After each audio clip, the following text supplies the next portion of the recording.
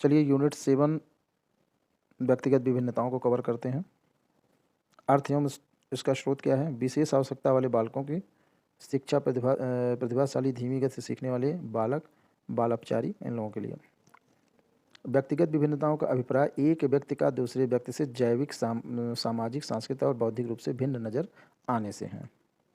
प्रकृति में प्रत्येक प्राणी को इस प्रकार बनाया है कि वह दूसरे व्यक्ति से भिन्नता रखता है, यही व्यक्तिगत भिन्नता है। व्यक्तिगत भिन्नता का प्रत्यय मनोविज्ञान के क्षेत्र में 19वीं शताब्दी में आया। इसे लाने का श्रेय इंग्लैंड के निवासी फ्रांसीसी गाल्टन, टर्मन, थार्नडाइक और स्किनर आदि को दिया जाता है।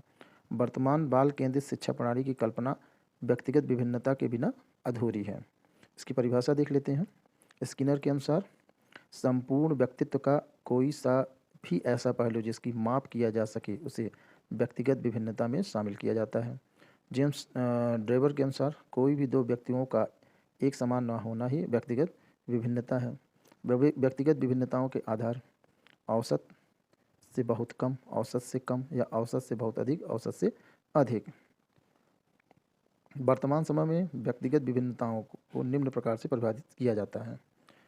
व्यक्ति विशेष के गुणों या लक्षण विशेष के प्राप्तांक या उसके बड़े समूह पर प्राप्त प्राप्तांक के मध्य मान से विचलन ही व्यक्तिगत विभिन्नता है। व्यक्तिगत विभिन्नता के स्रोत कारक या कारण। पहला वंशानुक्रम हो सकता है, दूसरा वातावरण हो सकता है, तीसरा जाति प्रजाति देश, आयु एवं परिपक्वता, बुद्धि हो सकती है, अधिक स्थित एवं शिक्षा। ये सब सारी चीज़ें वंशानुक्रम है भाई। वातावरण भी है, जैसे जैसे वातावरण वैसे उसकी विकास। ठीक है। नेक्स्ट लिंग भेद भी हो सकता है इसके अंतर्गत। विशेष आवश्यकता वाले बालक। पहला प्रतिभाशाली बालक, ऐसे बालक जो कार्यों को सामान्य बालकों की तुलना में श्रेष्ठ तरीके से करते हैं वह प्रतिभाशाली बालक कहलाते हैं। इनकी बुद्धि लब्धि 140 से अधिक होती है, अभी बताया गया था पहले। प्रतिभाशाली बालक जन्मजात होते हैं और उपयुक्त वातावरण मिलता है तो इनके गुणों का और भी विकास होता है। प्रतिभाशाली बालकों की विशेषताएं क्या रहेंगी? शब्दकोशों की विशालता होती है इनके पास, अध्ययन कार्यों में अत्यधिक सफलता होती है, सामान्य ज्ञान में श्रेष्ठ होते हैं, आश्चर्यजनक अंतर्दृष्टि का प्रभाव, बुद्धि लब्धि 140 से अधिक होता है। प्रतिभाशाली बालक की शिक्षा व्यवस्था के अनुसार सामान्य रूप से कक्षोन्नति, विशिष्ट एवं विशेष पाठ्यक्रम, शिक्षक द्वारा व्यक्तिगत रूप से ध्यान देना, संस्कृति की शिक्षा, सामान्य बालकों के साथ शिक्षा, विशेष अध्ययन की व्यवस्था, पाठ्य सहगामी क्रियाओं की व्यवस्था, नेतृत्व का प्रशिक्षण। ये प्रतिभाशाली बालकों को शिक्षा की व्यवस्था है, उनको पढ़ाने की व्यवस्था करनी पड़ेगी इसे। धीमी गति से सीखने वाले बालक या पिछड़े बालक जो होते हैं इनकी बुद्धि लब्धि 80 से 89 होती है। पिछड़ा बालक वह है जो अपनी कक्षा का औसत कार्य नहीं कर पाता है और कक्षा के सामान्य छात्रों से पीछे रहता है, पिछड़ा बालक कहलाता है। एक प्रतिभाशाली बालक भी पिछड़ा बालक हो सकता है यदि वह अपनी आयु के समकक्ष उपलब्धियां प्राप्त नहीं कर पाता है, जब उसे उपयुक्त वातावरण नहीं मिलता है। पहचान या विशेषताएं इनकी क्या होंगी? धीमी गति से सीखते हैं, इनकी बुद्धि लब्धि 80 से 89 होती है, जन्मजात योग्यताओं की तुलना में कम उपलब्धि होती है, जीवन के प्रति निराशा का भाव, सामान्य पाठ्यक्रम से सीखने में असमर्थ, सामान्य शिक्षण विधियों में सीखने में असमर्थ। धीमी गति से सीखने वाले बालकों की शिक्षा व्यवस्था क्या होगी? विशेष विद्यालय व्यवस्था करनी चाहिए इनके लिए, विशेष कक्षाओं का आयोजन होना चाहिए, सरल एवं संक्षिप्त पाठ्यक्रम होना चाहिए, हस्तकौशल की शिक्षा देनी चाहिए इन्हें, विशेष शिक्षकों की व्यवस्था होनी चाहिए, विशेष शिक्षण विधियों का प्रयोग करना चाहिए। बाल अपचारी या बालक यानी जिसे अपराधी बालक होते हैं। बाल अपचारी बालक ऐसा होता है जो अपनी आवश्यकताओं की पूर्ति समाज द्वारा अस्वीकृत तरीके से करता है या सामाजिक व्यवस्था बनाए रखने के लिए बने नियम व कानूनों का उल्लंघन करता है, वह बाल अपचारी बालक होता है। इनकी आयु 7 से 18 वर्ष से कम होती है, 7 से अधिक और 18 से कम। बाल अपराध मनोविज्ञान का जनक सीजर लैम्ब्रोसो है, बहुत इंपॉर्टेंट है। बाल अपचारी बालक की पहचान: शारीरिक रूप से हष्टपुष्ट, छोटे बच्चों को परेशान करना, विद्यालय की संपत्ति को नुकसान पहुंचाने वाला, सत्ता को चुनौती देने वाला, अध्ययन कार्य में व्यवधान उत्पन्न करने वाला, चोरी करने वाला, झगड़ा करने वाला, अपशब्द कहने वाला, यौन अपराध करने वाला। बाल अपचारी बालक की शिक्षा व्यवस्था: उचित वातावरण, उचित व्यवहार, निर्देशन और परामर्श उचित होना चाहिए, युवा गोष्ठियों की स्थापना होनी चाहिए, पर्याप्त स्वतंत्रता देनी चाहिए, पाठ्य सागामी क्रियाओं की व्यवस्था की जानी चाहिए, उपचारात्मक एवं व्यावसायिक कक्षा में शिक्षा व्यवस्था करनी चाहिए। चलिए अब नेक्स्ट हमारा बनता है यूनिट 8, विकास एवं शिक्षा में निहितार्थ। इसको हम लोग नेक्स्ट वीडियो में देखते हैं। विकास एवं शिक्षा में निहितार्थ, पहला क्या बनेगा इसमें? अभिरुचि, दूसरा अभिवृत्ति, तीसरा आदत, चौथा आत्मा संप्रत्यय, पांचवा सामाजिक कौशल, छठवां रुचि। अभिरुचि, अभियोगिता या अभिक्षमता क्या है? अभिरुचि एक ऐसा मनोवैज्ञानिक तथ्य है जो व्यक्ति के वर्तमान परिस्थितियों और विशेषताओं के आधार पर यह भविष्यवाणी करता है कि व्यक्ति परीक्षण के बाद किस विशेष क्षेत्र में सफलता प्राप्त करेगा। अभिरुचि एक व्यक्ति के क्षेत्र विशेष में सफल होने की संभावना का आकलन है। अभिरुचि जन्मजात और अर्जित दोनों प्रकार की होती हैं। अभिरुचि के प्रकार क्या हो सकते हैं? अभिरुचि के प्रकार यांत्रिक अभिरुचि, संवेगात्मक रुचि, कलात्मक अभिरुचि, शैक्षणिक अभिरुचि, व्यावसायिक अभिरुचि। तो इसमें ध्यान देने लायक बात क्या है? यांत्रिक होगा तो बढ़ई गिरी मोटर वाहन ठीक करना, इंजीनियरिंग की आदत उसकी। संवेगात्मक घृणा, शक्ति, स्वाद, ईर्ष्या इत्यादि। कलात्मक संगीत, नृत्य, फोटोग्राफी, कविता रचना। शैक्षणिक अभिरुचि वैज्ञानिक, अध्यापक, इंजीनियर की। व्यावसायिक अभिरुचि लिपिक कार्य, वकालत, शिक्षण कार्य आदि के।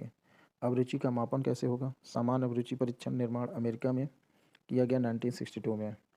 विभेदक अभिरुचि परीक्षण इसका निर्माण कब हुआ? 1947 में सिशोर वीने वैशमैन अमेरिका द्वारा। विशेष अभिरुचि परीक्षण निर्माण हुआ कहाँ हुआ? अमेरिका में। अभिरुचि का शैक्षणिक महत्व क्या हुआ? देखिए मापन है 3 प्रकार, सामान्य, विभेदक और विशेष अभिरुचि। बस और कोई मतलब नहीं, ज़्यादा नहीं पूछा जाता। अभिरुचि का शैक्षणिक महत्व क्या हुआ? बालकों की अभिरुचि का पता करना, उन्हें उचित एवं शैक्षिक व्यावसायिक निर्देशन का परामर्श दिया जा सके ताकि। आवृत्ति का मनोवृत्ति, अभिवृत्ति या मनोवृत्ति। अभिवृत्ति का अभिप्राय दृष्टिकोण या नजरिए से है। अभिवृत्ति एक व्यक्ति के व्यवहार को निर्धारित करने वाला प्रमुख कारक है। अभिवृत्ति अर्जित व परिवर्तनशील होती है। अभिवृत्ति के प्रकार क्या हैं? अभिवृत्ति 3 प्रकार के होते हैं, सामाजिक, व्यक्तिगत या समूह के प्रति। किसी समाज मतलब सामाजिक अभिव्यक्ति जो होती है और व्यक्ति विशेष होता है यानी प्रति अभिव्यक्ति होती है, और समूह के प्रति अभिवृत्ति। अभिवृत्ति मापन क्या होता है? प्रत्यक्ष प्रश्नावली विधि द्वारा, प्रत्यक्ष अवलोकन विधि द्वारा और परिमापन विधियां द्वारा। युग्म तुलनात्मक विधि क्या है? इसके प्रवर्तक रहे हैं कौन? थर्स्टन ने। इसे दिया कब गया? 1927 में। यह विधि सबसे प्राचीन विधि है। समदृष्टि अंतर विधि प्रवर्तक थर्स्टन और चीव ने 1929 में दी गई। योग निर्धारण विधि प्रवर्तक लिकर्ट ने 1932 में से दिया है। दूसरी और तीसरी विधि सर्वाधिक प्रचलित है। विद्यार्थियों में अवांछित मनोवृत्तियों को वांछित आवृत्तियों में रूपांतरित करवाया जा सकता है। ये इंपॉर्टेंट है, ये सीटेट लायक क्वेश्चन जो बनता है इसमें। विद्यार्थियों में अवांछित मनोवृत्तियों को अवांछित आवृत्ति में रूपांतरित करवाया जा सकता है या नहीं? तो करवाया जा सकता है। अब बनता है यूनिट नेक्स्ट, आदत, हैबिट। लैटिन भाषा में हैबिटस यानी हैवेरी से बना हुआ, जिसका अर्थ होता है प्राप्त करना। इस प्रकार आदत एक सीखा गया या अर्जित व्यवहार है जो बाद में अपने आप होने लगता है। गैरेट के अनुसार आदत उस व्यवहार को दिया जाने वाला नाम है जो जितनी बार दोहराया जाता है यत्रवत हो जाता है। लैडर के अनुसार आदत वह कार्य है जो प्रारंभ में स्वेच्छा से और जानबूझकर किया जाता है, जो बार बार किए जाने के बाद स्वतः होने लगता है। विलियम जोन्स के अनुसार प्राणी पूर्ववत व्यवहारों की पुनरावृत्ति ही आदत है। आदत के प्रकार क्या है? वैलेंटाइन ने 7 प्रकार दिए हैं। यांत्रिक, शारीरिक, अभिलाषा संबंधी, नाड़ी संबंधी, भाषा संबंधी, विचार संबंधी, भावना संबंधी और नैतिकता संबंधी। आदत का शैक्षणिक महत्व क्या है? अच्छी आदतें व्यक्ति को सर्वाधिक विकास में योगदान प्रदान करती हैं। आदतें चरित्र का निर्माण करती हैं, इसलिए कहा गया है कि चरित्र आदतों का पुंज है। आदतें व्यक्ति की आवरण है। लेपर या फ्लेंट के अनुसार जब कोई सीखा गया कार्य बन जाता है तो उस कार्य करने में थकान नहीं होती है और कार्य कुशलता बढ़ती है, इसे हम आदत कहते हैं। आत्मसंप्रत्यय का अभिप्राय एक व्यक्ति द्वारा अपने स्वयं के बारे में किसी राय या मत का धारण को निर्मित करने की प्रक्रिया से है। आत्म अनुभूति, आत्मचिंतन या आत्मसंपर्क के अंतर्गत व्यक्ति अपने स्वयं के बारे में जानता है और वह अपनी शक्तियों, दुर्बलताओं, सफलताओं, असफलताओं के बारे में परिचित होता है। आत्मसंप्रत्यय का विचार रेन डेस्कोर्टेस द्वारा दिया गया। इन्होंने संज्ञान बुद्धि अर्थात स्वयं पहचान के संदर्भ में आत्मसंप्रत्यय पर चर्चा की है। इन्होंने अपनी पुस्तक विलियम जेम्स ने 1896 में दिया गया प्रिंसिपल साइकोलॉजी में आत्मसंप्रत्यय के 4 घटना बताए हैं। भौतिक आत्मसंप्रत्यय, आध्यात्मिक, सामाजिक और शुद्ध अहम आत्मसंप्रत्यय। आत्मसंप्रत्यय के 2 पक्ष होते हैं। पहला वास्तविक आत्मसंप्रत्यय, जैसे मैं कौन हूँ, मैं क्या हूँ। आदर्श, मैं क्या बनना चाहता हूँ। आत्मा संप्रत्यय के पक्ष, शारीरिक पक्ष, इसके अंतर्गत व्यक्ति अपनी शारीरिक शक्तियों से परिचित होते हैं। मनोवैज्ञानिक, इसके अंतर्गत व्यक्ति अपनी व्यवहारिक सफलता असफलता से परिचित होता है। आत्मसंप्रत्यय का शैक्षणिक महत्व क्या बनेगा? इंपॉर्टेंट है, जो क्वेश्चन बनने लायक है यहाँ से आत्मसंप्रत्यय के ऊपर। अध्यापक छात्रों में आत्म संप्रत्यय विकसित करके उन्हें किसी भी कार्य को करने की प्रेरणा दे सकते हैं। सामाजिक कौशल क्या है?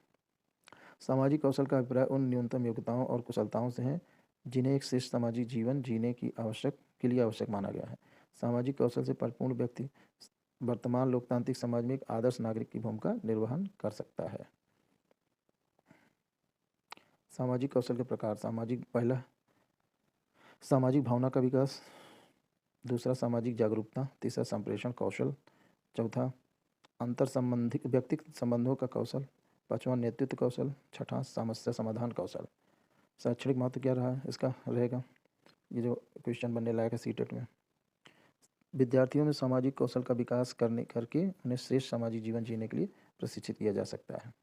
नेक्स्ट टॉपिक क्या है? रुचि। रुचि का अभिप्राय एक व्यक्ति द्वारा किसी अन्य व्यक्ति, वस्तु, स्थान या अभिक्रिया के प्रति ध्यान देना या आकर्षित होना, पसंद करने की प्रक्रिया रुचि कहलाती है। रुचि जन्मजात और अर्जित दोनों प्रकार की होती हैं, ये बहुत इंपॉर्टेंट है। रुचि कैसे हो सकती हैं? जन्मजात और अर्जित, ये आपको ध्यान देने के लिए जरूरी है। सुपर ने रुचि के 4 प्रकार बताए हैं। पहला अव्यक्त रुचि, प्रदर्शित रुचि, आंकलित रुचि, सुरुचि रुचि, सूचित रुचि सॉरी अभिव्यक्ति रुचि, प्रदर्शित रुचि, आंकलित रुचि या सूचित रुचि।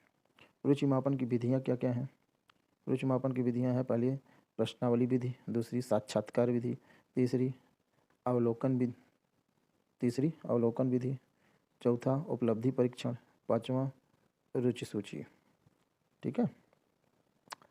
इसके अलावा विश्व में सर्वप्रथम रुचि परीक्षण का निर्माण 1919 में कनिंगे इंस्टीट्यूट ऑफ टेक्नोलॉजी अमेरिका में हुआ। भारत में सर्वप्रथम रुचि परीक्षण 1956 में इलाहाबाद मनोवैज्ञानिक ब्यूरो द्वारा बनाया गया, जो कुडर रुचि सूची का रूपांतरण है। ठीक है, चलिए आज से ये सेशन स्टॉप होता है और मनोविज्ञान से संबंधित इम्पॉर्टेंट क्वेश्चन और अभी बहुत सारे टॉपिक ऐसे हैं जो सिर्फ एग्ज़ाम ओरिएंटेड है, मैं उनको लाऊंगा, लेकिन सारे के सारे स्क्रीन पर स्ट्रेट फॉरवर्ड ही पढ़ाए जाएंगे। एक ही बार में ज़्यादा समय ना ख़राब हो, इसलिए हम लोग स्ट्रेट फॉरवर्ड इसको पढ़ाने की कोशिश कर रहे हैं ताकि आपका समय बचे और हमारा भी वीडियो का टाइम ज़्यादा लंबी वीडियो ना बने। कोशिश करिए इस वीडियो को शेयर करिए, चैनल को ग्रोथ करवाइए, क्योंकि चैनल का ग्रोथ आप ही जैसे लोगों पर निर्भर है। जितने भी ज़रूरी स्टूडेंट्स हैं ज़रूरत वाले, उनको सबको भेजिए। ओके, धन्यवाद।